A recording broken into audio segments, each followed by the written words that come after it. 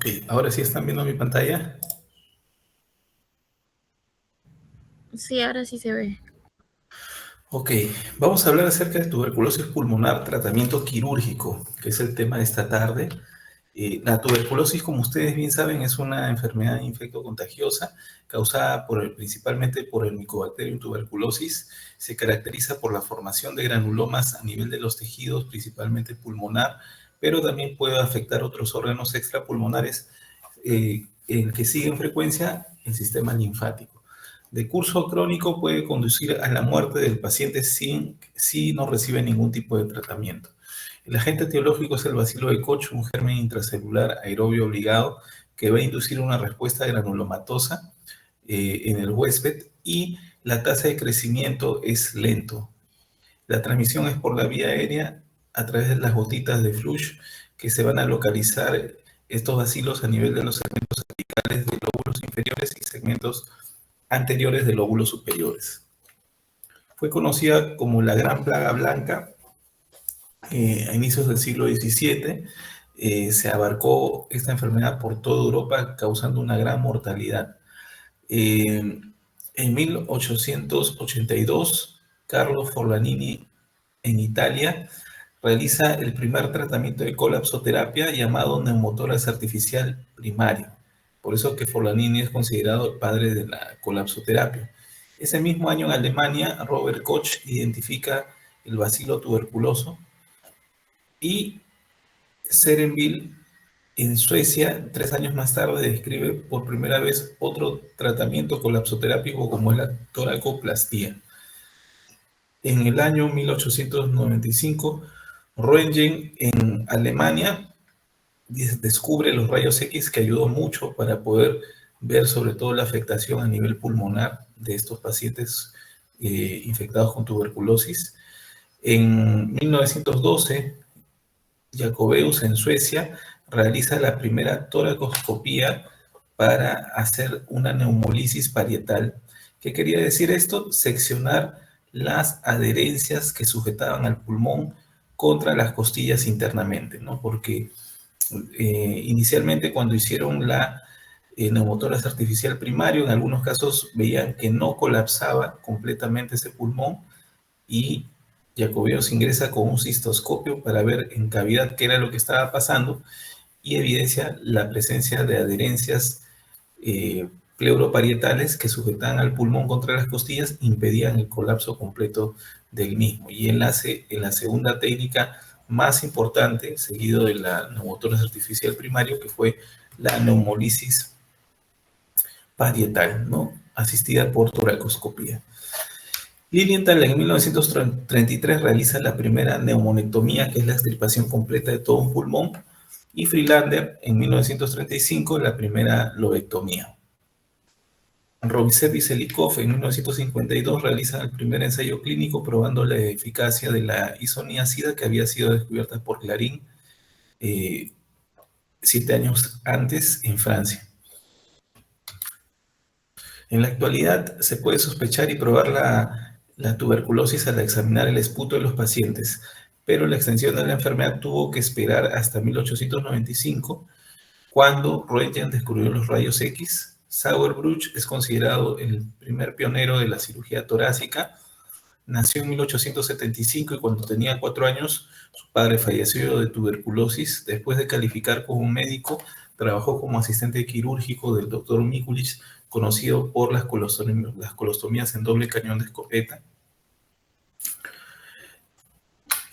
Las indicaciones en pacientes que han tenido tuberculosis no multidrogoresistentes son principalmente las secuelas y las complicaciones. Las secuelas tenemos, por ejemplo, las bronquiectasias, que pueden ser cilíndricas, que son bronquiectasias muy pequeñas, quísticas, cuando hay cavernas ya a nivel del tejido pulmonar, y varicosas cuando pueden comprometer a todo un lóbulo o incluso a todo un pulmón, ¿no?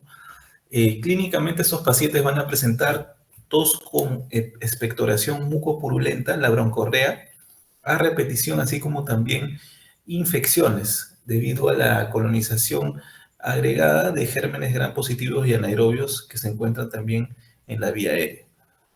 En el caso de las secuelas como fibrotórax, estos fibrotórax se forman debido a un engrosamiento de las hojas pleurales, tanto la pleura visceral que recubre la superficie del pulmón como la pleura parietal que cubre o tapiza internamente las costillas, ¿no? Estas dos hojas pleurales siempre están en constante fricción, que es lubricada por el líquido pleural que se encuentra en la cavidad pleural. Pero cuando hay un engrosamiento debido a esta inflamación crónica que genera la tuberculosis a nivel de las pleuras, este engrosamiento es tan marcado que se llama paquipleura o paquipleuritis y va a ocasionar que el pulmón tenga una restricción para que pueda inflarse completamente, hasta incluso llegar a tener un pulmón atrapado, ¿no? Ese es el término, trap lung, pulmón atrapado. En el caso de los misetomas, los pacientes que tienen bronquiectasias, ya sea de tipo quística o cilíndricas, pueden estas cavernas ser colonizadas por un hongo oportunista que se encuentra en el medio ambiente, que es el Aspergillus fumigatus, ¿no? Y este Aspergillus fumigatus va a ocasionar en estos pacientes inmunodeprimidos o inmunocomprometidos la formación de estos aspergilomas o misetomas. ¿Cuál es el síntoma principal de los misetomas? La hemoptisis, ¿no? La hemoptisis, estos pacientes con misetomas tosen sangre y por lo general las hemoptisis pueden causar la muerte del paciente, ya sea por exsanguinación, cuando una arteria bronquial sangra y no es posible controlar el sangrado, o por taponamiento de la vía aérea por formación de coágulos procedentes de este mismo sangrado, ¿no? Puede fallecer el paciente. Las hemoptisis pueden ser masivas cuando el paciente presenta tos con sangre en mayor o igual a 500 centímetros cúbicos en 24 horas, o puede ser hemoptisis recurrente cuando presenta 3 episodios o más en una semana. Las complicaciones que pueden ocasionar la tuberculosis son las fístulas broncopleurales. ¿Y qué ocurre en este caso? Que debido a esa dilatación progresiva de los bronquios con pérdida del epitelio mucociliar, que es parte del sistema de la barrera de defensa de la vía aérea, va a haber también destrucción de la pared, del espesor de la pared del bronquio. Entonces va a haber aumento del moco dentro de la luz del bronquio, y eso va a ocasionar que al ser más delgada la pared bronquial, cuando el paciente tiene esta tos mucopurulenta, exigente, termina rompiéndose el bronquio y ocasionándose una fístula broncopleural, ¿no? Y la fístula broncopleural es una de las complicaciones más temidas porque a veces el paciente puede quedar con fístulas broncopleurales de por vida, permanentes, ¿no? Las fístulas broncopleurales del pulmón izquierdo tienen mejor pronóstico que las del pulmón derecho. Fístulas broncopleurales también pueden haber posquirúrgicas cuando hay dehiscencia del muñón bronquial, ya sea por una cirugía resectiva de pulmón, como puede ser una lobectomía, o puede ser, por ejemplo, una segmentectomía o una neumonectomía, ¿no? Puede haber fístulas broncopleurales por dehiscencia del muñón bronquial. ¿Y cómo se evidencia eso? En el frasco de drenaje, en el tubo torácico que tiene insertado en cavidad pleural el paciente, en el frasco se evidencia un burbujeo, ¿no? Se le pide al paciente que tosa o que haga maniobras de Valsalva, puje, e inmediatamente empieza a burbujear el frasco de vidrio que está conectado al tubo de drenaje que va dentro de la cavidad torácica. ¿Qué otras complicaciones pueden haber? Abscesos. Inicialmente los abscesos pueden ser de contaminación mixta, como es la contaminación por gérmenes gram positivos, anaerobios, por supuesto el bacilo tuberculoso también. Y inicialmente los abscesos son de manejo farmacoterápico con antibióticos por un promedio de 4 a 6 semanas es el tratamiento antibiótico para tratar los abscesos a nivel pulmonar. Y cuando ya estos abscesos no tienen mayor resolución con este tratamiento y se cronifican, o sea, más de 6 semanas tienen estos abscesos, ya se considera el tratamiento quirúrgico, ¿no? El empiema tuberculoso es una consecuencia muchas veces de las fístulas broncopleurales, ya que, como ustedes bien saben, la cavidad pleural donde se encuentran los pulmones es una cavidad limpia, aséptica, libre de gérmenes. Sin embargo, cuando hay una fístula, el contenido de la vía aérea, como es el moco, con todos los gérmenes que se encuentran en vía aérea como gram positivos y anaerobios, van a colonizar también la cavidad pleural. Y no solamente va a haber empiema, pus, sino también va a haber aire por la fuga de aire desde el bronquio hacia la cavidad pleural. Esta es una paciente que tiene misetomas. Fíjense, el lóbulo superior derecho está completamente destruido, está lleno de bronquiectasias de tipo cilíndricas, que son pequeñas, así como bronquiectasias de tipo, perdón, vamos a activar este. Ya. Estas bronquiectasias, por ejemplo, son de tipo cilíndrica, son pequeñas. Esta es una bronquiectasia más grandecita, una bronquiectasia de tipo quística. Acá vemos una bronquiectasia que ha sido colonizada por este hongo oportunista y está formando un aspergiloma o micetoma, ¿no? Acá vemos a nivel del segmento posterior apical del lóbulo superior derecho. ¿Cuál sería el plan en este paciente? Hacer una cirugía de lobectomía superior derecha, ¿no? Acá, generalmente, los pacientes que han tenido tuberculosis tienen múltiples adherencias entre el pulmón y las costillas, no está pegado al pulmón prácticamente.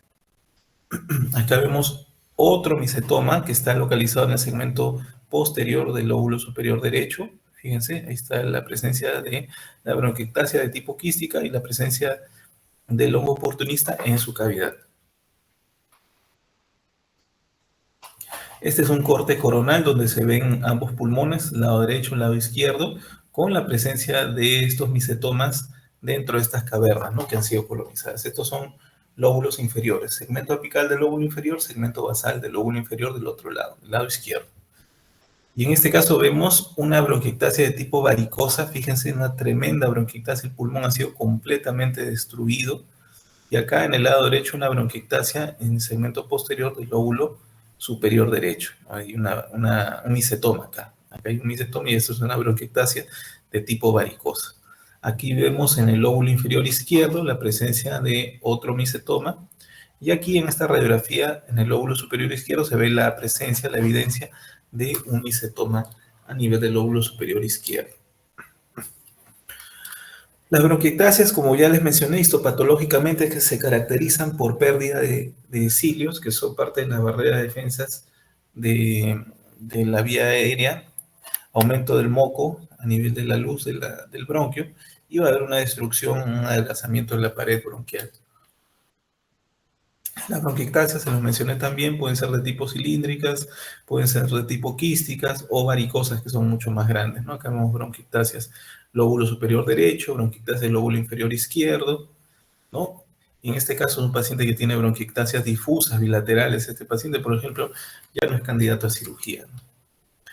Y dentro de la valoración funcional pulmonar, antes de la operación, es importante la evaluación prequirúrgica por parte de nuestros colegas neumólogos. Los neumólogos son los que hacen el estudio de espirometría que va a permitir saber si un paciente va a tolerar una cirugía de resección pulmonar, ya sea una lobectomía o ya sea una neumonectomía, porque el neumólogo tiene que valorar cómo está la resonancia funcional pulmonar. Dentro de los parámetros de la espirometría, que es el examen más importante, tenemos al volumen expiratorio forzado al primer segundo. El parámetro es de que si el volumen expiratorio forzado al primer segundo es mayor a 2 litros, el paciente puede tolerar una neumonectomía. Y si el volumen expiratorio forzado al primer segundo es mayor a 1.5 litros, el paciente puede tolerar una lobectomía pulmonar.